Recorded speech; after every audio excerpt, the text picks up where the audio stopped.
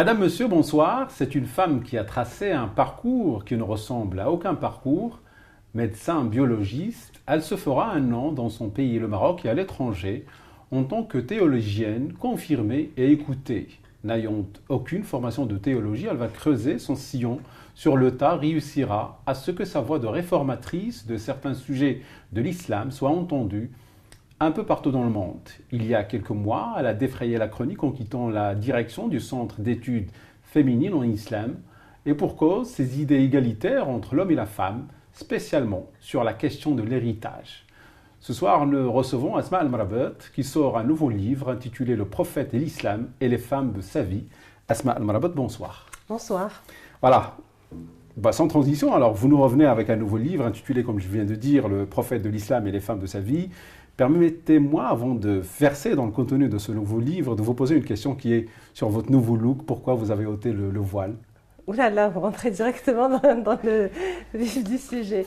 Écoutez, c'est une question de choix. Je pense que nous, les femmes, on nous donne rarement le choix justement de choisir, surtout par rapport à notre, c'est-à-dire à apparence vestimentaire. Donc, comme je l'ai mis il y a plusieurs années avec une profonde conviction spirituelle, je l'ai ôté par conviction aussi spirituelle, par le fait qu'il n'était plus pour moi quelque chose de très important dans ma spiritualité, qu'il y avait quelque chose d'autre qui était plus important. Donc c'est un choix qui reste libre, qui est le mien, et donc que j'assume. Voilà, en répondant à une question sur cette décision, en fait, d'ôter le voile, vous avez dit, ou vous dites que ma seule aliénation, c'est mon amour pour le créateur de ces mondes, qui nous a créés libres et dignes. Faut-il comprendre que le voile est une forme d'aliénation pour autrui? Non, pas du tout.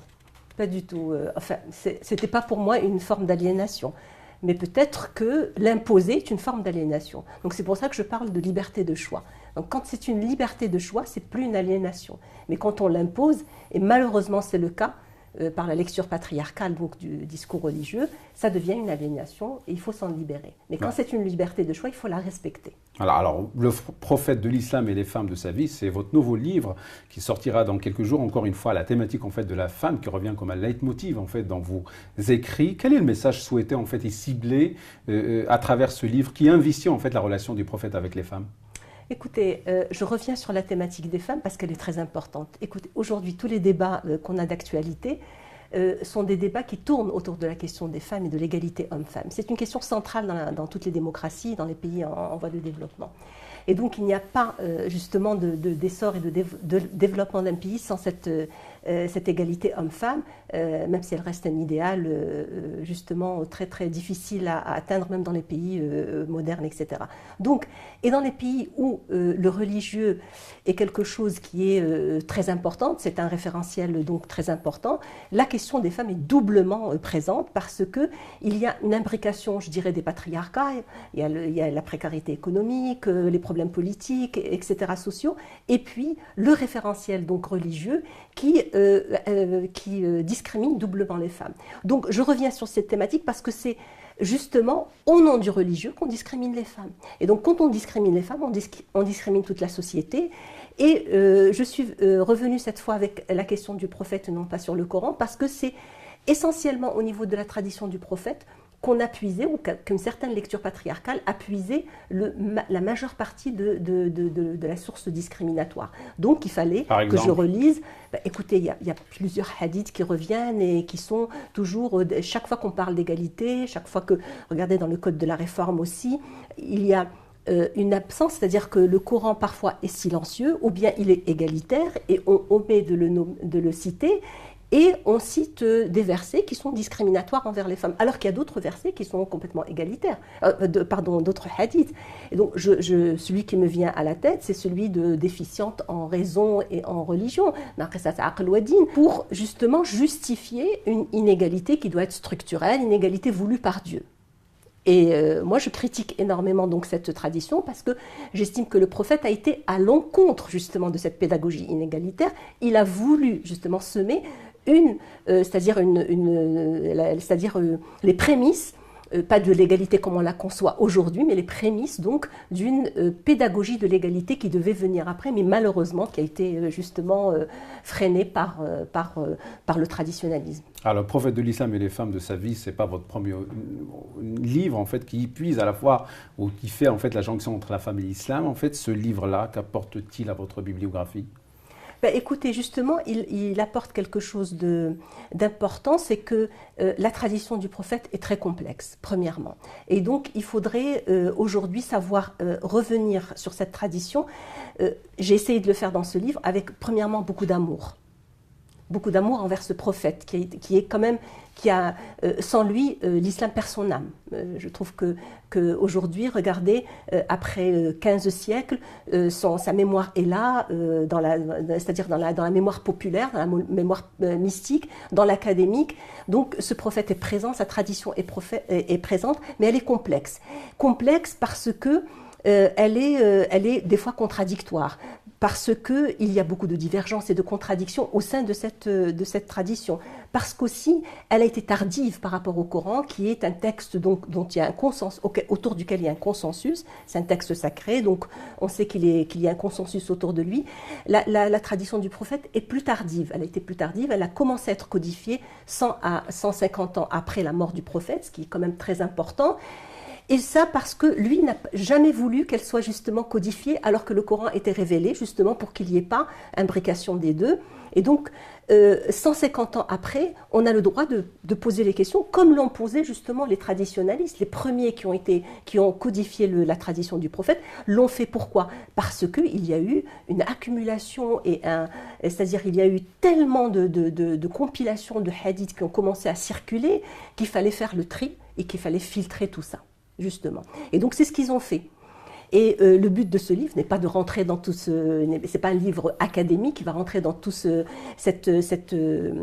ce travail-là qu'ont fait les premiers traditionnistes, qui sont les muhaddithines, mais c'est justement pour montrer que cette tradition est complexe, qu'il faut aujourd'hui, avec les outils modernes de la lecture historico-critique, revoir la tradition du prophète, parce qu'elle est riche, parce qu'elle est belle, et parce qu'il y a des choses qui sont aujourd'hui d'actualité et qu'on peut aujourd'hui utiliser justement à bon escient. Et j'insiste en fait sur cet élément qui est la femme qui est au centre de vos écrits. Pourquoi cette obsession, j'ai l'impression de reposer la question, plutôt la première, en fait, de mettre la femme au centre de vos écrits liés à l'islam?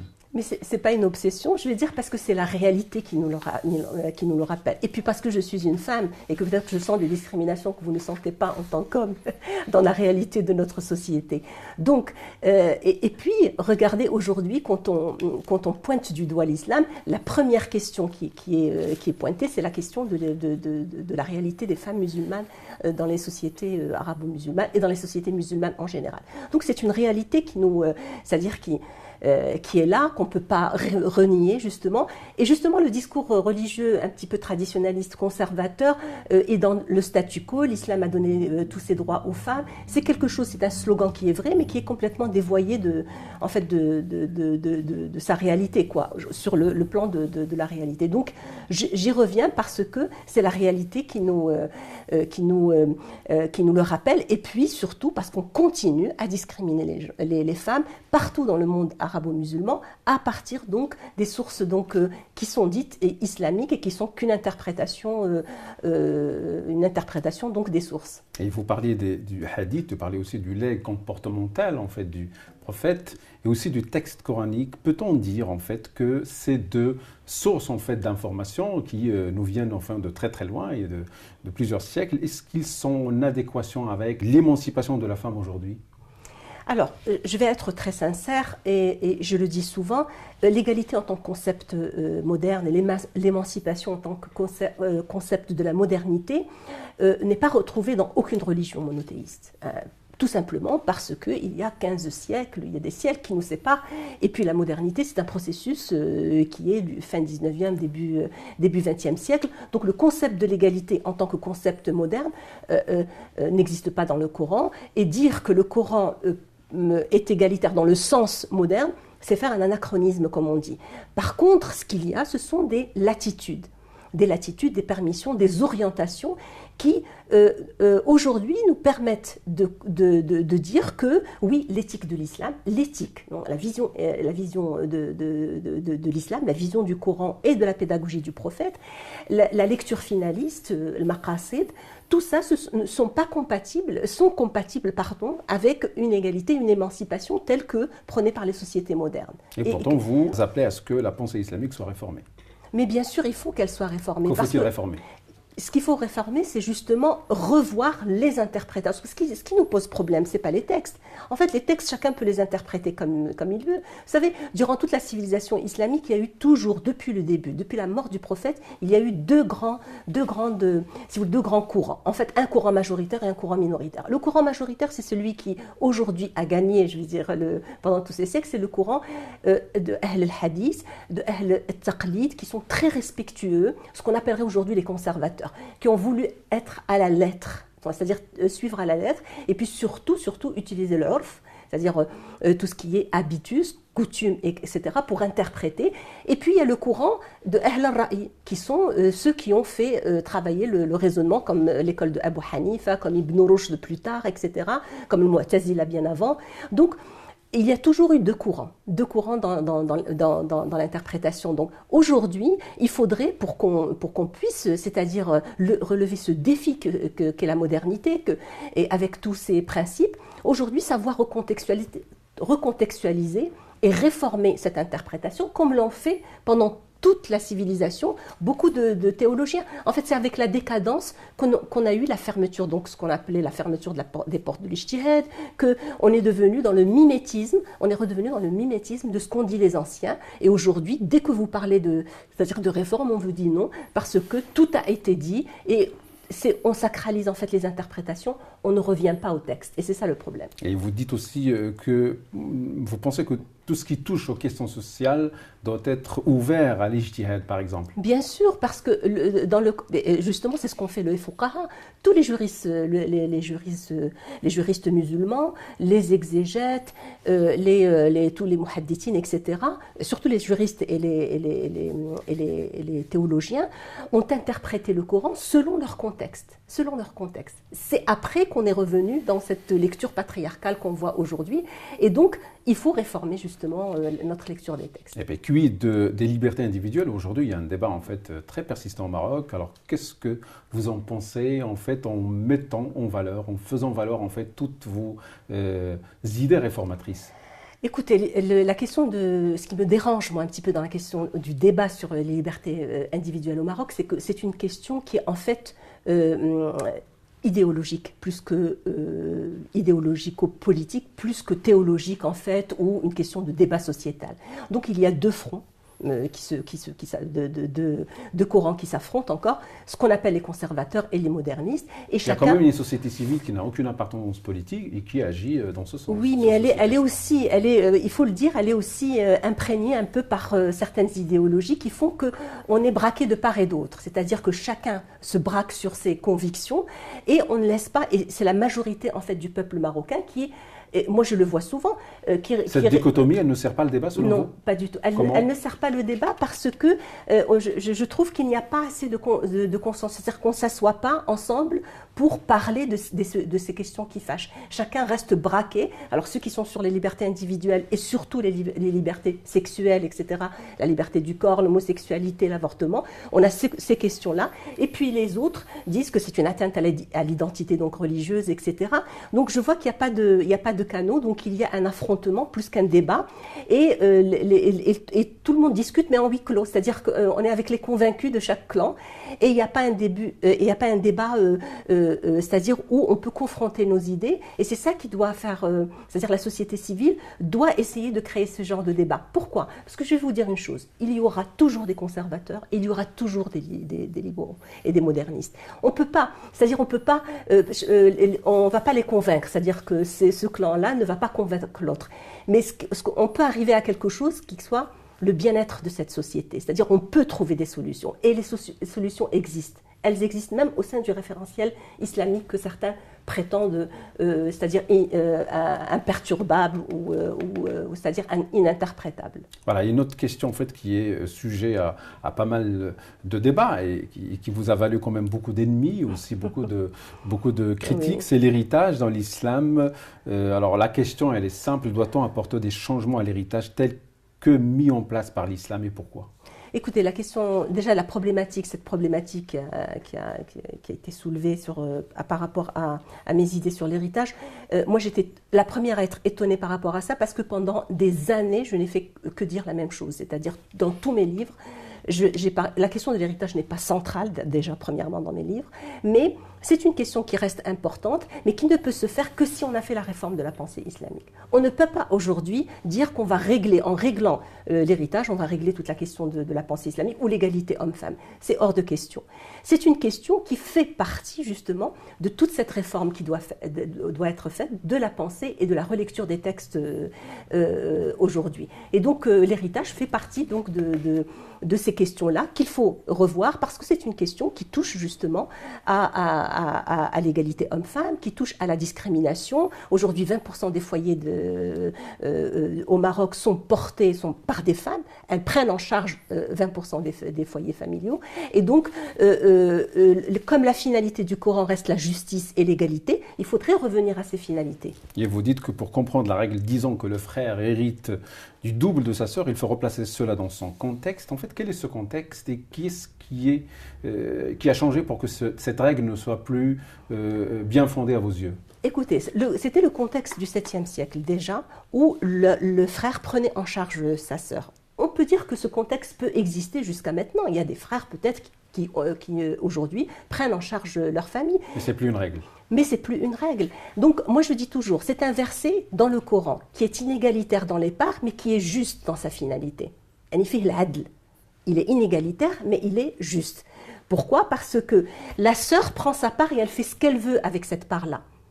Et le garçon, le frère, il doit s'occuper de sa sœur, il doit la prendre en charge, etc. Donc, verset inégalitaire, mais juste. Or, aujourd'hui, ce n'est pas le cas. Ce n'est pas le cas parce que... il prend les deux Voilà, le frère, parts, généralement, sont rares parce que lui-même, il a des problèmes. Ouais. Il doit prendre en charge sa famille, il ne peut pas prendre en charge sa sœur, donc il doit lui rendre sa part. Et lui rendre sa part, c'est être dans cette justice-là que veut le Coran. Voilà. Puis, à cause en fait de cette question, vous le dites vous-même dans le communiqué, vous avez été contrainte à la démission du Centre d'études féminines en islam suite à un ouvrage collectif sur l'héritage. Vous en parlez là maintenant. Où je disais la même chose. Voilà, c'est encore loin le rêve en fait de voir cet islam moderniste triompher, avec surtout dans un pays comme le Maroc qui est présenté quand même comme un pays qui est, qui met en place et au devant de la scène un islam modéré. Est-ce que ce rêve-là est loin ? Moi, je reste optimiste. Je pense que le débat est là, qu'on ne peut pas revenir en arrière. En tout cas, ce n'est pas pour demain. Ce n'est pas pour demain. Peut-être que je ne verrai pas ça de mon vivant. Mais je pense que ce sont des débats aujourd'hui qui sont importants et que les jeunes Marocains et Marocaines se posent ces questions-là. Et il faudrait que les institutions religieuses sachent aujourd'hui répondre à ce genre de questions parce que le déni de la réalité ne peut plus continuer. Et vous avez été remplacée en fait à la tête de ce centre par Farida Zomorod. Elle est présentée comme conservatrice. Est-ce que dans ce bras de fer, je ne sais pas si on peut l'appeler comme ça, on peut dire que le conservatisme finit toujours par gagner ? Alors, je ne parlerai pas de Mme Farida Zomorod, que je respecte énormément, et je n'ai rien contre les conservateurs. Vous savez, les conservateurs... Vous êtes moderniste, on peut le dire. Non, je n'aime pas être mise dans des catégories. Vous savez pourquoi ? Parce qu'on peut être... L'important, c'est d'être intègre et vouloir le bien de cette société, qu'on soit conservateur. On a le droit d'être conservateur, comme on a le droit d'être moderniste. Je pense que l'essentiel, c'est d'aimer ce pays et de le faire avancer et d'être intègre, parce qu'on peut avoir des conservateurs qui sont malhonnêtes et des modernistes qui sont aussi malhonnêtes. Donc en fait, c'est pas un critère, c'est l'intégrité qui est importante et c'est aimer son pays, etc. Donc, mais ici, je peux dire que oui, c'est vrai que c'est l'aile conservatrice qui a gagné, et même plus que ça, je vais vous dire. Vous savez, j'ai beaucoup entendu des modernistes même en étant très loin de la religion, défendre cette question de l'inégalité au niveau de l'héritage, parce qu'elle concerne le pouvoir économique. Voilà. Donc ils n'ont rien à voir avec le religieux, mais dès que ça concerne le pouvoir économique, on devient religieux et on défend, voilà, on défend cette répartition. Donc ne croyez pas que c'est une question vraiment clivée comme ça. C'est des faux modernistes, il faut le dire aussi. Faux modernistes ou pas, je ne sais pas, mais c'est une question qui est beaucoup plus ambiguë, beaucoup plus subtile que ça. Voilà. J'aimerais bien savoir en fait votre regard sur la condition de la femme marocaine aujourd'hui.